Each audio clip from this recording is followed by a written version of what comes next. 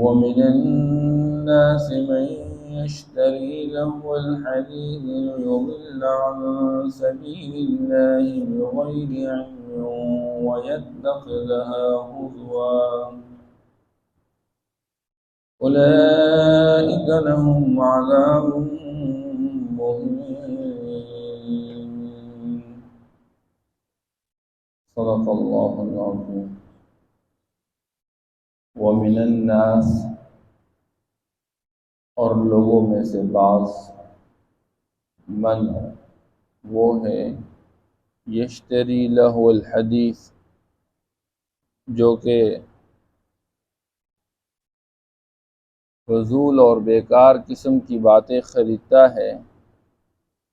لیضل عن سبیل اللہ بغیر علم تاکہ وہ گمراہ کر لے اللہ کے راستے سے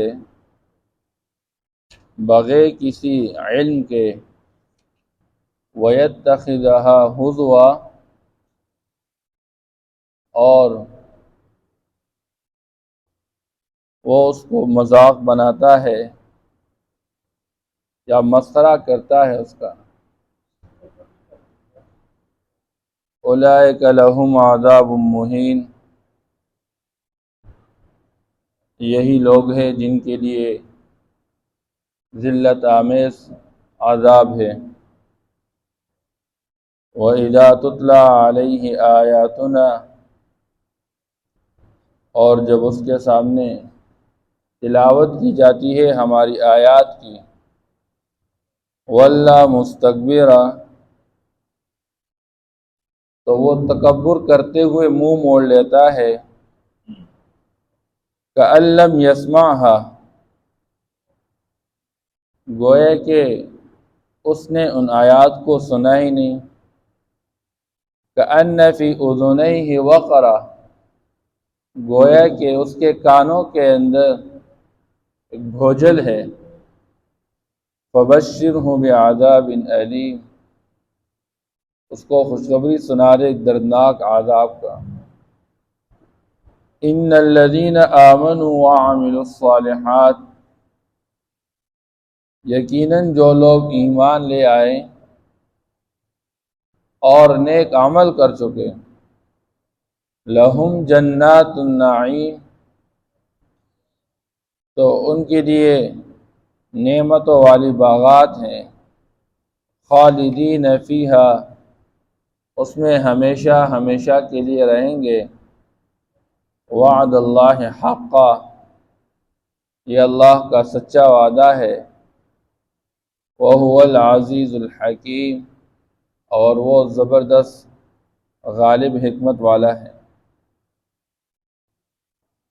ماقبل آیات مبارکہ کے اندر اللہ جل شانہ نے بیان فرمایا کہ قرآن مجید یہ باعث ہدایت اور باعث رحمت کتاب ہے نیکوکار کے لیے چونکہ اللہ جل شانہ نے قرآن مجید کے اندر ایک تاثیر رکھی ہے اس لیے آپ صلی اللہ تعالی علیہ وسلم جب قرآن مجید پڑھتے رہتے تھے تو لوگ آپ صلی اللہ تعالی علیہ وسلم کی طرف کان لگا کر سنتے رہتے تھے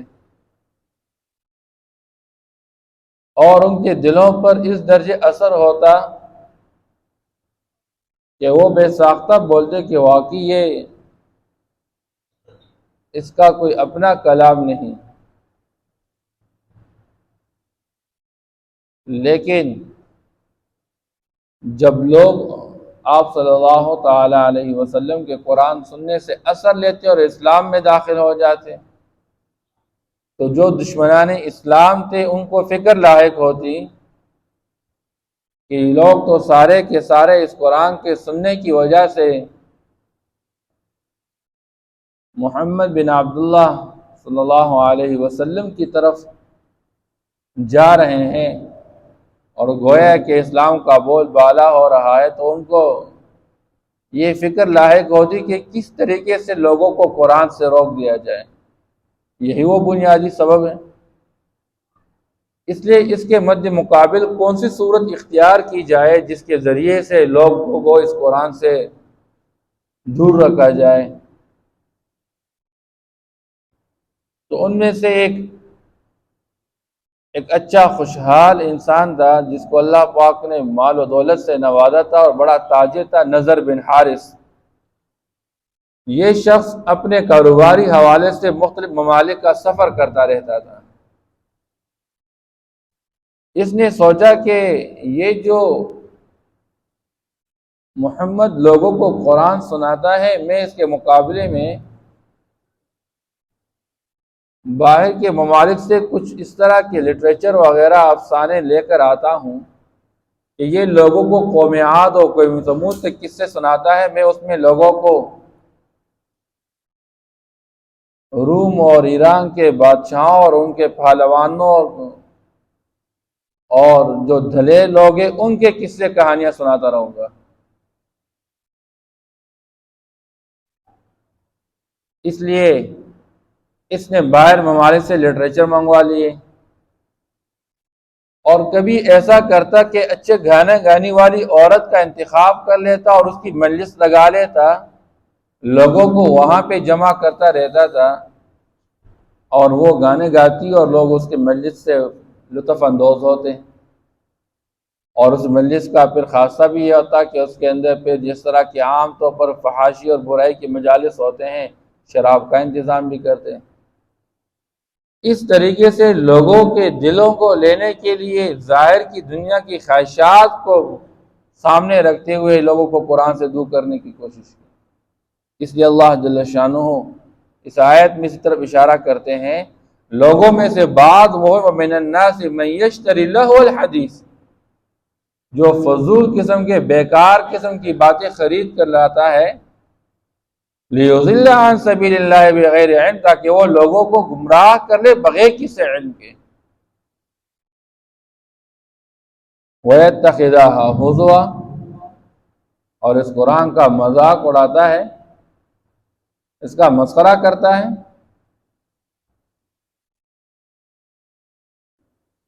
اولئک لہم عذاب مہین، اللہ فرماتے ہیں ایسے لوگوں کے لیے عذاب ہے، لیکن عذاب بھی ایسا کہ ان کو ذلیل کرنے والے، ان کی اہانت کرنے والے، کیونکہ یہ دنیا کے اندر اللہ جل شانہ کے کلام کی توہین کرتے رہتے تھے۔ اللہ ان کو عذاب بھی ایسا دے گا کہ ہوگا تو وہ درناک، لیکن درناک ہونے کے ساتھ ساتھ ان کو ذلیل بنانے والا عذاب۔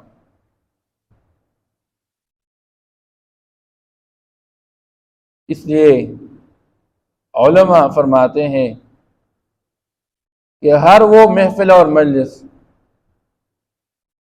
ہر وہ فضول بات، لغو اور بیکار باتیں، ہر وہ افسانہ، ہر وہ لٹریچر جس کی وجہ سے کوئی بندہ انسانوں کو اللہ کے راستے سے روکے۔ امام بیضاوی رحمہ اللہ یہ مفسر فرماتے ہیں تفسیر بیضاوی کے اندر کہ سبیل اللہ سے مراد اللہ کے دین سے روکنا، قرآن کی قرات اور تلاوت سے لوگوں کو روکنا۔ اگر اس نیت کے ساتھ کوئی اس طرح کے بندہ محافل اور مجالس قائم کرتا ہے یا افسانے اور لٹریچر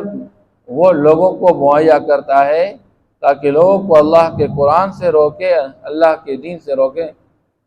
تو فرمایا یہ کفر میں شامل ہے۔ اب بعض اس طرح کے افسانے اور لٹریچر ہوتے کہ جس کے ذریعے یہ مقصود نہ ہو کہ لوگوں کو اللہ کے دین سے روک دیں، لوگوں کو قرآن سے روک دیں، لیکن اس کے اندر کچھ گناہ ہوا کرتے ہیں اور بندہ اس گناہ میں مبتلا ہو جاتا ہے تو پھر وہ معصیت کے درجے میں ہے، گناہ کے درجے میں ہے۔ اس لیے علماء نے لکھا ہے کہ اس میں وہ مضاحک بھی شامل ہے۔ کوئی بندہ لوگوں کو جمع کرتا رہتا ہے اور لوگوں کو ہنساتا رہتا ہے اور اپنی طرف سے بے بنیاد من گھڑت باتیں، جھوٹی باتیں، تاکہ لوگ بس صرف ہنس سے میری باتوں کی وجہ سے، یہ بھی اس میں شامل ہے۔ اس سے اپنے آپ کو بچانا چاہیے۔ آپ صلی اللہ تعالی علیہ وسلم کی روایت ہے کہ ہلاکت اور بربادی ہے، اور بہت بڑی ہلاکت ہے اس شخص کے لیے جو کہ جھوٹ بول کے لوگوں کو ہنساتا رہتا ہو۔ ویل اللہ ویل اللہ، حضور پاک صلی اللہ علیہ وسلم نے فرمایا 3 مرتبہ کہ اس کے لیے ہلاکت اور بربادی ہے، ہلاکت اور بربادی اس شخص کے لیے۔ اس لیے شریعت اسلام کا مزاج یہ ہے، انسانوں کو ایک سوچ اور فکر دی ہے، ما یلفظ من قول الا لدیہ رقیب عتید۔ اے دنیا کا انسان، تو اپنی زبان سے جو بات بھی کہتا ہے یاد رکھ تیرے ہاں ایک انتظار کرنے والا فرشتہ تیار رہتا ہے، تو جو کچھ بھی بولتا رہتا ہے اپنی زبان سے نکالتا رہتا ہے وہ تمہارا ریکارڈ میں جمع کیا جا رہا ہے۔ اس لیے اپنی زبان کا استعمال اچھی باتوں میں کرو، بیکار اور فضول قسم کی مجالس میں حاضری سے اپنے آپ کو بچا کے رکھو۔ مومن کی صفات میں سے اللہ جل شان نے یہ صفت بیان فرما دی، والذین هم عن اللغو معرضون۔ مومن تو بیکار فضول قسم کے باتوں سے، افعال سے، اعمال سے اپنے آپ کو بچا کے رکھو، تو منہ موڑنے والا ہوتا ہے، اعراض کرنے والا، نہ یہ کہ اس طرح کے مجالس کا قیام کر لینا جس کی وجہ سے خود بھی اللہ سے غافل اور وہ ایسا متعدی ہو کہ اور لوگ بھی اس کی وجہ سے اللہ کے دین سے غافل ہو جائیں۔ آج ہم اپنے معاشرے کے اندر دیکھتے رہتے ہیں، اللہ جل شانہ کسی کو خوشی سے نوازتے ہیں، اس خوشی کا حق تو یہ تھا کہ اللہ کا شکر بجا لاتے ہیں، لیکن اپنی خوشی کے مواقع پہ اس طرح کے محافل اور مجالس کا قیام کرتے ہیں کہ وہاں پر ڈھول باجے اور گانا گانے والے اور پھر اور لوگ بھی جمع ہو جاتے ہیں اس مجلس محفل کے اندر کہ وہ اللہ جل شانہ کی لعنت کو دعوت دینے والے ہوتے ہیں۔ اس لیے فرمایا والذین لا یشہدون الزور، کہ اللہ کے نیک بندوں کی صفات میں سے یہ ہے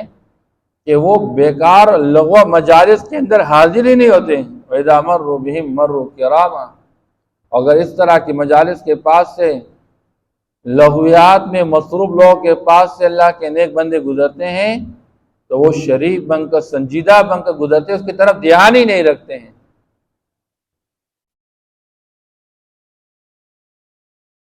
اسلام کے خوبیوں میں سب سے بڑھ کر خوبی آپ صلی اللہ تعالی علیہ وسلم نے یہ ارشاد فرما دی، من حسن اسلام المرء ترکہ ما لا یعنیہ، کہ انسان ان تمام باتوں کو چھوڑ دے جو کہ فضول اور بیکار قسم کی بات ہے، جس کا نہ دنیا کے اندر کوئی فائدہ ہے نہ آخرت کے اندر کوئی فائدہ ہے۔ اس لیے اس طرح کے شعر و شاعری کر لینا، اپنے تفکرات کو ایک کلام کے اندر پرونا ترتیب کے ساتھ، کہ جس کلام کی وجہ سے لوگ اللہ سے غافل ہونے والے ہوں، لوگ آخرت سے غافل ہونے والے ہوں، اس سے بھی گریز کرنا چاہیے، اپنے آپ کو بچانا چاہیے۔ ہاں، جو کلام ایسا کہ وہ حکمت پر مبنی ہے اور وہ حق پر مبنی ہے،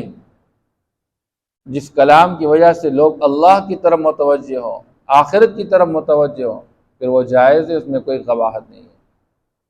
تو یہ کفار مشرکین لوگوں کو قرآن سے روکنے کے لیے اس طرح کے محافل مجالس قائم کرتے تھے۔ اس لیے آج کی دنیا کے اندر جو فساق اور فجار ہیں وہ لوگوں کو مختلف قسم کے مجالس کی طرف دعوت دیتے رہتے ہیں، جگہ جگہ پوسٹر لگائے گئے۔ اب ہمارے معاشرے کے اندر ابھی تو وہ چیز اپنے اپنے جیب کے اندر پہنچ چکی ہے۔ پہلے خاص جگہ میں سنیما ہال ہوا کرتا تھا، لوگ اس میں ہاں جی کوئی آرٹسٹ اپنی آرٹ کو پیش کرتا رہتا تھا بڑے مہذب انداز کے اندر، اور لوگ جمع ہو جاتے، مرد بھی جمع، عورتیں بھی جمع، اور وہاں پر کس قسم کی مجالس،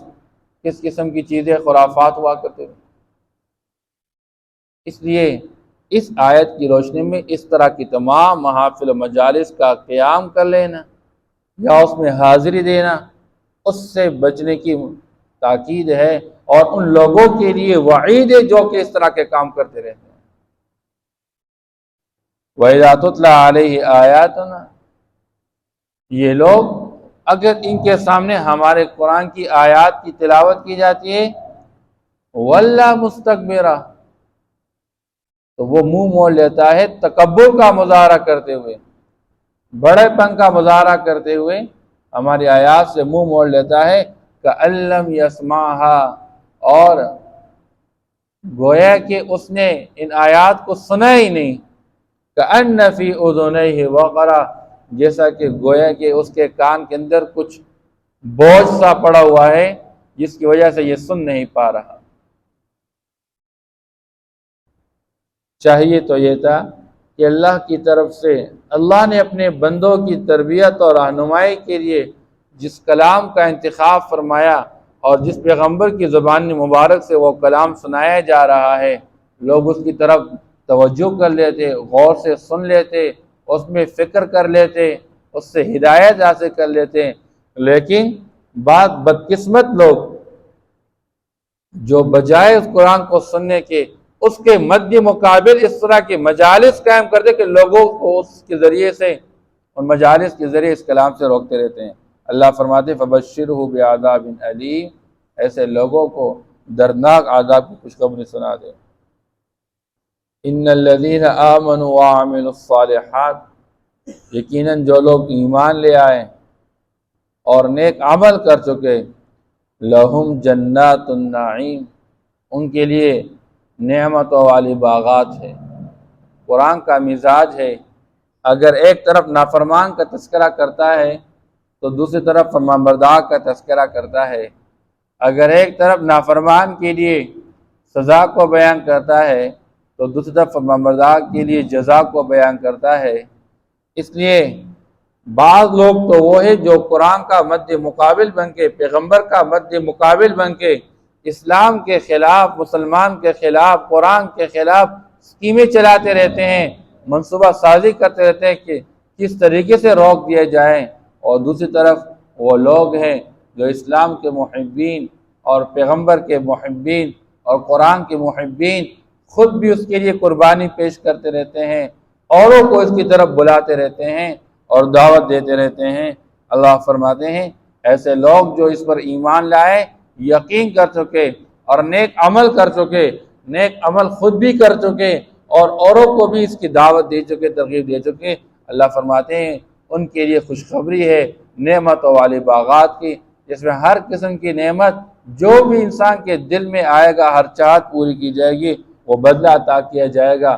خالدین فیہا، اور یہ ایک زمانے کے لیے نہیں، مختصر وقت کی نہیں، ہمیشہ ہمیشہ کے باغات کے اندر رہیں گے۔ وعد اللہ حقا، یہ اللہ کا سچا وعدہ ہے، وہو العزیز الحکیم، اور اللہ جل شانہ غالب زبردست حکمت والے ہیں۔ یعنی اگر اللہ چاہے تو قرآن کے مد مقابل آنے والے اور قرآن سے روکنے والے، اللہ جل شانہ ان کو فوری طور پر پکڑ سکتے ہیں، لیکن اللہ فوری طور پر پکڑتے نہیں، بلکہ اللہ جل شانہ کی حکمت ہے کہ اللہ پاک دین اور موقع دیتے ہیں، مہلت دیتے ہیں کہ یہ باز آ جائے، اور ان کے لیے ایک وقت مقرر کیا ہوا ہے، جب وہ مقرر وقت آ جائے گا پھر فوری طور پر ان کا مواخذہ کرے گا، پھر نہیں چھوڑے گا ان کو۔ وَمِنَ النَّاسِ مَن يَشْتَرِي لَهْوَ الْحَدِيثِ، اور لوگوں میں سے بعض وہ ہے جو کہ خریدتا ہے بیکار اور لغو باتیں، لِيُضِلَّ عَن سَبِيلِ اللَّهِ، اس مقصد کے واسطے کہ وہ روک دے، گمراہ کر دے لوگوں کو اللہ کے راستے سے، یعنی اللہ کے دین سے یا قرآن مجید کی قرات اور تلاوت سے، بغیر علم، اور اس کا یہ عمل بغیر کسی علم کے ہے، ناسمجھی کے ساتھ ہے،